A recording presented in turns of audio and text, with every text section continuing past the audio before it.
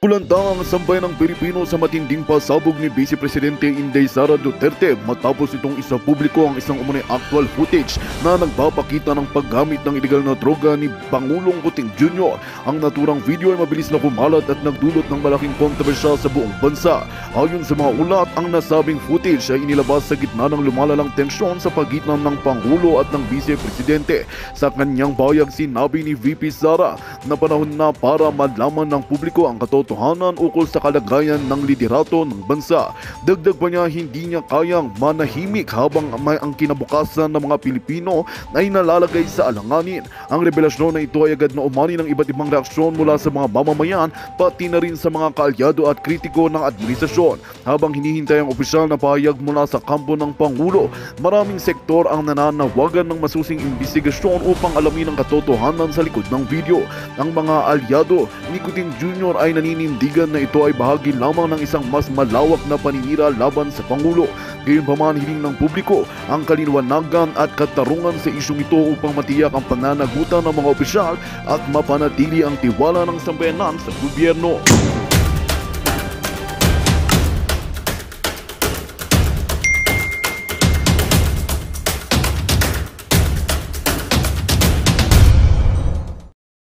Limpak-limpak na pondo ang nawawala.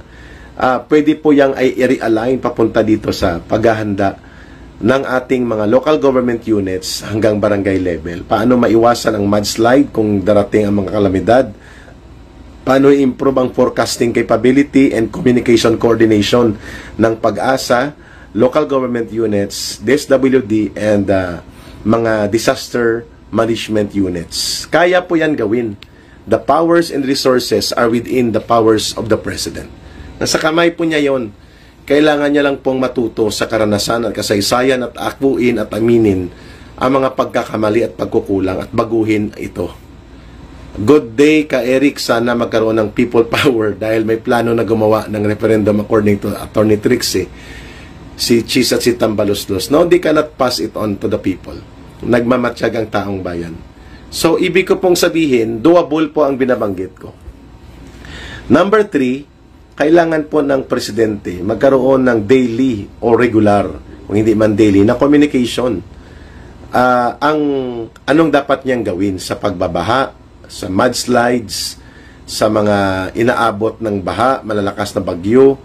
Kailangan niya pong i-communicate yung communication plan regarding disaster preparedness, crisis response, and management capability ng gobyerno at paano makakatulong ang mamamayan.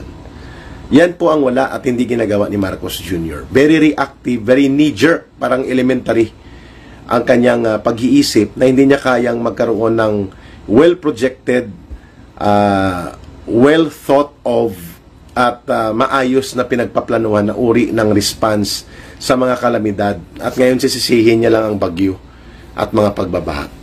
Paano naman po niya aaralin ka Eric? Doon sila nakapokus sa kung paano sila mga ngurakot at paano wasakin ang kalaban sa politika ang mga Duterte. Tama po kayo. Ina ay. Hello po Sir Eric, mapapa-impeach ba nila si VP? Yeah, they can do that. But it's a different story kung tatanggapin ng taong bayan yan. Tama po ka Eric, may talk to the people dapat si BBM. Pero ang problema niya, kahit anong talk to the people man ang gagawin niya, kung hindi siya sincero at wala sa katotohanan at hulog sa realidad ng kanyang pinagsasabi, wala ring epekto yan sa mamamayan. Hindi kagaya ni Duterte sa panahon ng kalamidad at krisis, ay nandyan siya sa Marawi Siege and Marawi War. Automatic niyang pinamunuan at dinurog ang ISIS, Mauti ISIS attack sa ating lugar sa Mindanao. For yung 4 months lang, tinapos niya. Samantalang sa ibang lugar sa Syria, sa Iraq, taon hindi matapos itong ISIS problem nila. At pangalawa, nakita natin kung paano niya dinala ang bansa tungkol sa kalamidad dulot ng pandemya sa buong daigdig ng COVID-19.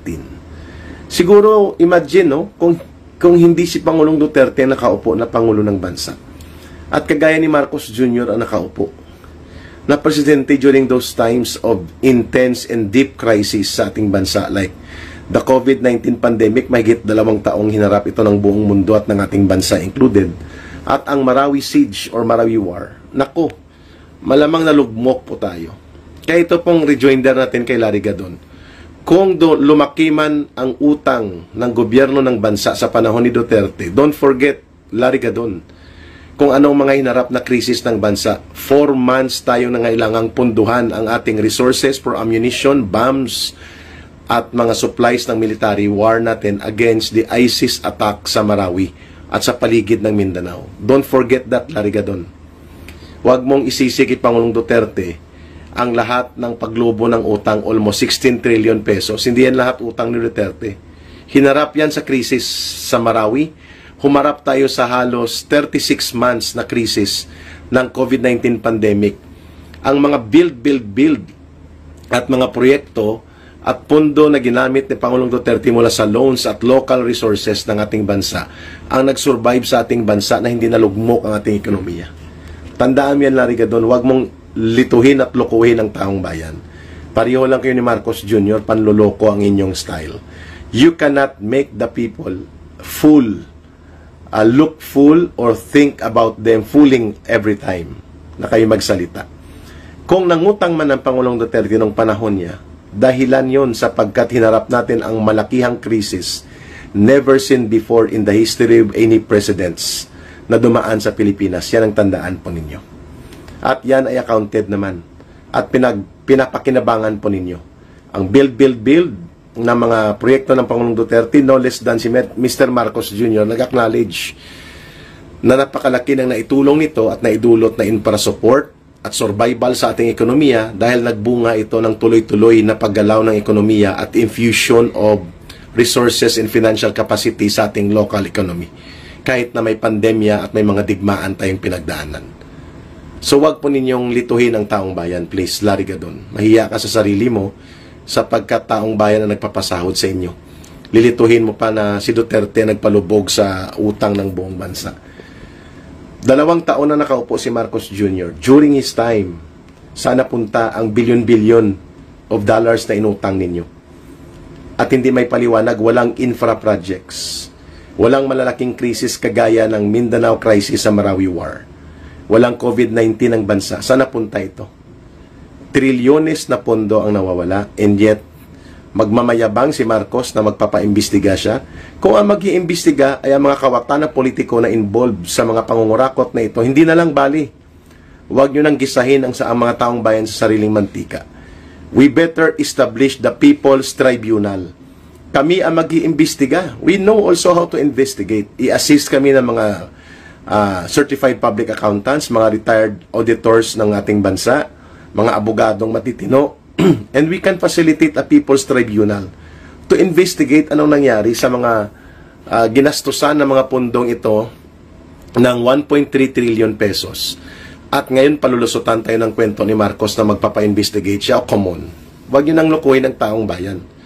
Kung magkaroon man ng investigation sa pangungurakot sa mga infrastructure projects na ito, including ang flood control projects, at kung saan napunta ang mga pinagkakautang ng gobyerno, pati sa PhilHealth na pilit yung kinakamkam ang pondo ng taong bayan para sa kalusugan at mga pagkakasakit ng ordinaryo at mahihirap na milyong-milyong mamamayan, ipagkait pa ninyo. Imbestigahan na rin natin yan. Pati ang Maharlika Fund ninyo nga 500 billion pesos, saan na? Saan punta ito? Saan ang report nito, Larry Gadon? Saan ang report nito, Mr. Marcos?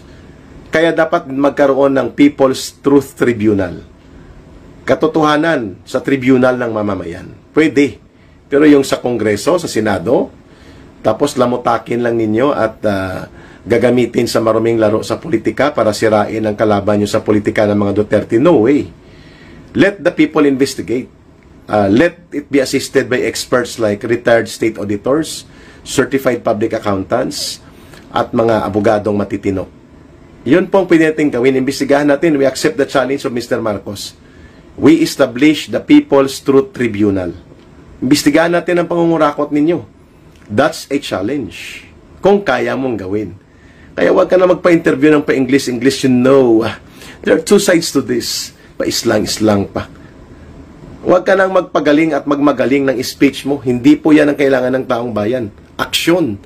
At desidido ang mga paglalatag nito. Sana makita mong video na ito.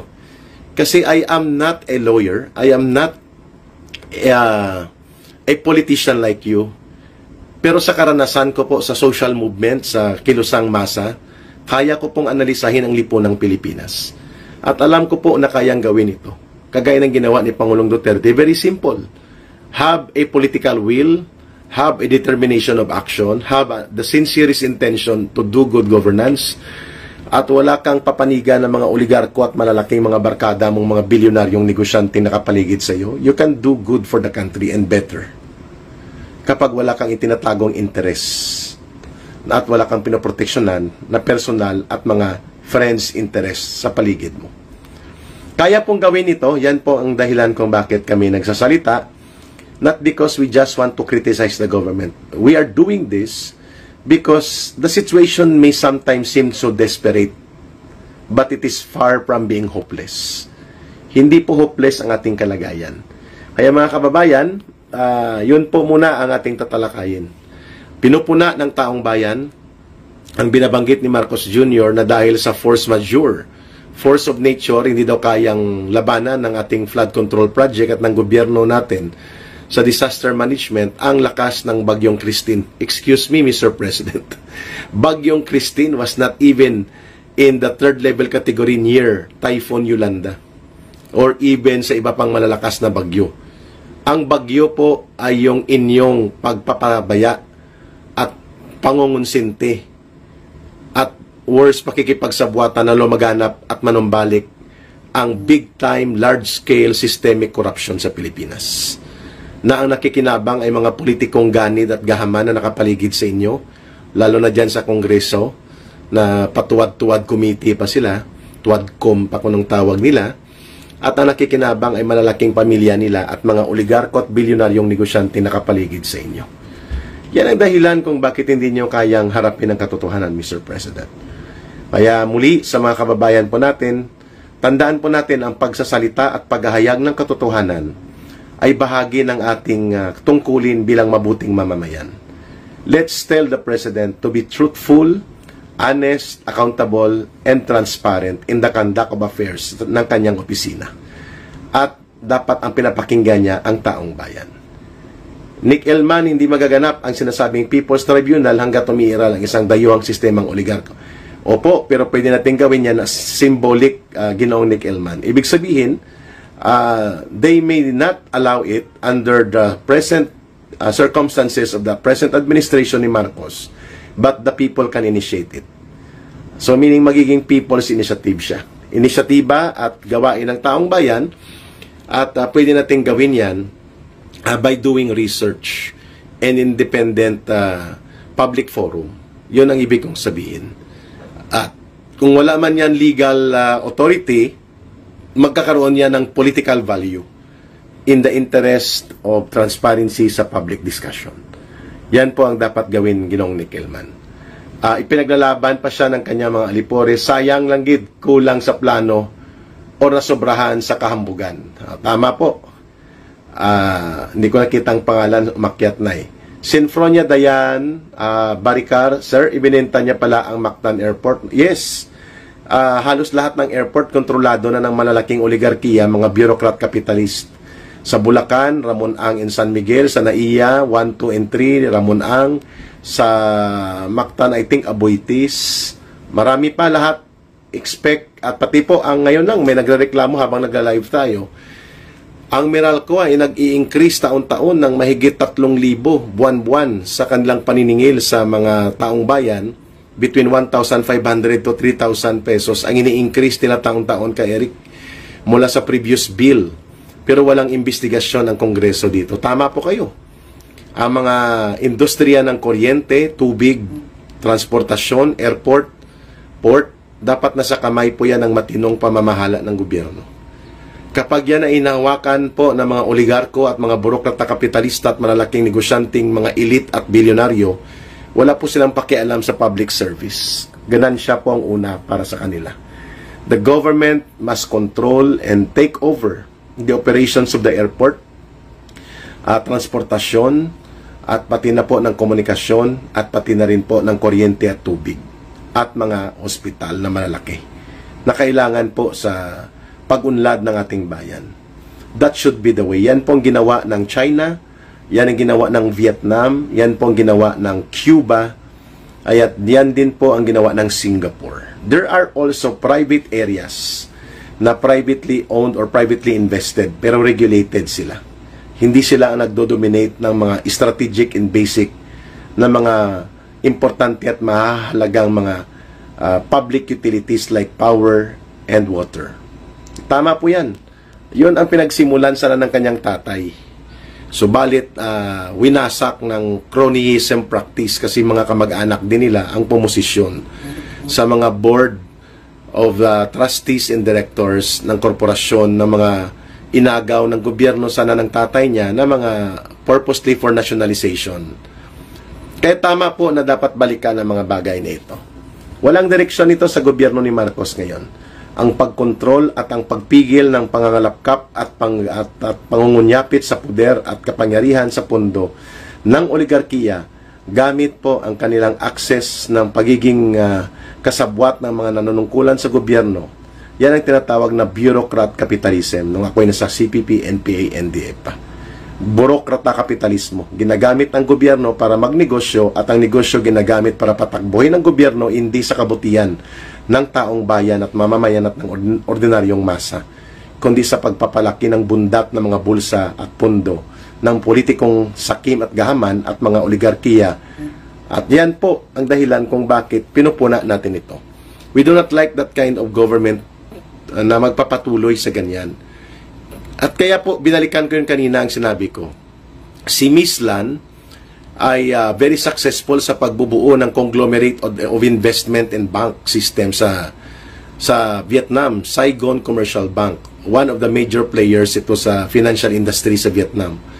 At ninakaw niya 44 billion US dollars na pondo at mga investments, kwarta, pera at ari-arian. At ngayon, inabot siya ng kamay ng hustisya sa Vietnam. And she is now subject to death penalty through lethal injection.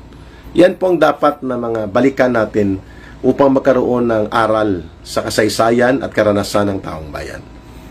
Sir, ngayon nakatira tayo totalitarian from gobyerno na bulok. Halos lahat ng workers sa gobyerno willing magsinungaling at hindi gumawa ng tama para lamang sa pera.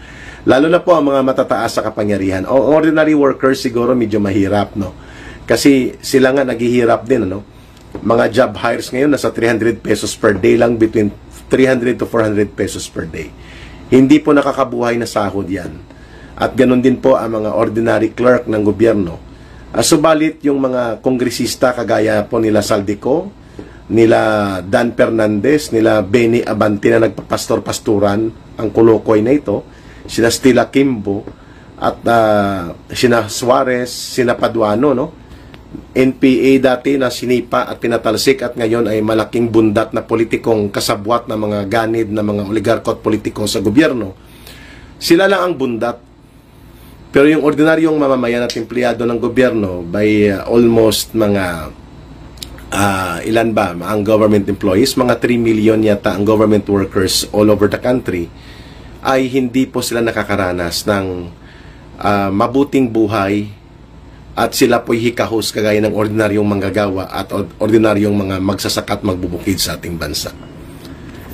Kaya po ako nagsasalita ng ganito sapagkat kaya namang gawin po ito ng mabuting pamamahala. We don't need to have revolution na maging madugo ang lahat. We only need to change leaders and inculcate a culture of political value in good governance. At yan po ay generational. Kasi kapag madugo po ito, wala pong patutunguhan sapagkat lulugmok tayo lalo pag armadong revolusyon ang gagawin natin. I am no longer advocating for armed revolution. Pero sometimes, alam nyo ba, nakakatempt yan, ha? Natitempt kang balikan yon kung ganito lamang kabulok ang gobyernong kinakaharap natin. But I will no longer do that. I will go for peaceful, transformative political interaction and interventions through public information advocacy like what we are doing right now. Let the people decide through peaceful means of engaging the government in their good citizens' duty. By advocating information, being critic, and being active in transformative and good governance advocacy sa politika natin. So yun po sa mga nanonood sa atin, si Alden, sino ngayon nakatira? Doc June, Toto Idol, paano ibutong ipanaw? Number 18 po kami sa balota, ang shading is only 1. Ipanaw Sambayanan, number 18. Para makuha po at makasama ako dahil number 3 nominee ako, we need to raise and get to 1.2, 1.3 million votes para makapasok pa ako. Kung 300,000, isa lang po ang votes na makuha natin. Kung 700,000, pasok si Loren Badoy. Dalawa sila na Attorney Bosantog. Wala po ako. Kailangan mga 1.3 million votes para makapasok po si Ka Eric. Ang AXIS saka ako Bicol ang palaging nananalo dyan. Pero look what they do to the country. Wala namang naitulong sa taong bayan. Walang pinagkaibayan sa party list ng CPP, NPA, NDF. Pinapabundat lang nila ang kanilang mga sariling bulsa, ginagamit nila sa personal political interest, pero ang agenda ng taong bayan hindi nila bitbit. Bakit mga Duterte, balik mga Duterte, Butang Tulay, Batangas, kag Guimaras, kag di mabudlayan, truck barko. Okay. Ano man ba nila malain Duterte? Pero kita mo pumuluyo, nagabulig. Yeah, thank you, Michelle Alojado. Jan Amasa, good to see you, Brother Eric. Thank you din po. Pasensya na kayo pa galaw-galaw yung camera. Cellphone lang pong gamit ko. At importante nakakapag-lobilo ako sa inyo. Jen Inudio Castillo, magkampanya kami para sa iyo, kay Eric, para sa bayan. Maraming salamat po. At araw-araw tayong magsasama. Ito po'y patikim lang natin. I think we are up on time na. Okay, Idol. Ano yung kay Loren Badoy? Number 2 siya sa Ipanaw Sambayanan. Number 1 siya Attorney Bosantog. Number 3 ako. Panalo kayo kay Eric. Sana po tulungan tayo ng buong may kapal at ng taong bayan. So, si kampanya po kita, party list mo, basta PRRD, matic yan, basta nakalinya. Yes po. Magandang revolutionary form of government, lahat ng korap na politiko, bibitayin na lang. Kung that will be the will of the people to happen, wala tayong magagawa na mapigilan yan. May hangganan din pong pagpapasensya ng taong bayan. Hanggang dito na lang po muna tayo, mga kababayan. Ulitin ko po, babalikan natin itong talakayang ito. Ang gobyernong nagsisinungaling sa kanyang mamamayan ay walang mabuting magawa para sa bayan. Yan ang reminder kay Bongbong Marcos Jr. Ang gobyernong nakikinig at tumatangkilik ng boses ng kanyang mamamayan at sila'y pinagkakaisa at minumulat at inaangat at pinaglilingkuran ng tapat, hindi lamang ang mga bilyonaryong oligarko at sakim na politiko. Yan ang gobyernong maayos at tutungo sa pag-unlad ng ating lipunan. At alalahanin po natin, palagi po nating tandaan, walang magmamahal sa bansang ito, kaya mahalin natin palagi ang bansang Pilipinas. Tayo po'y manalig sa Diyos, magkaisa tayo sa kapwa Pilipino, huwag tumigil na magpahayag ng totoong boses at damdamin ng taong bayan, pumuna sa gobyerno kung kinakailangan at magbigay ng ating saloobin upang tulungang maging maayos at mabuti ang pamamahala sa ating bayan. At tumulong tayo sa mga mabubuting leaders na may mabubuting programa at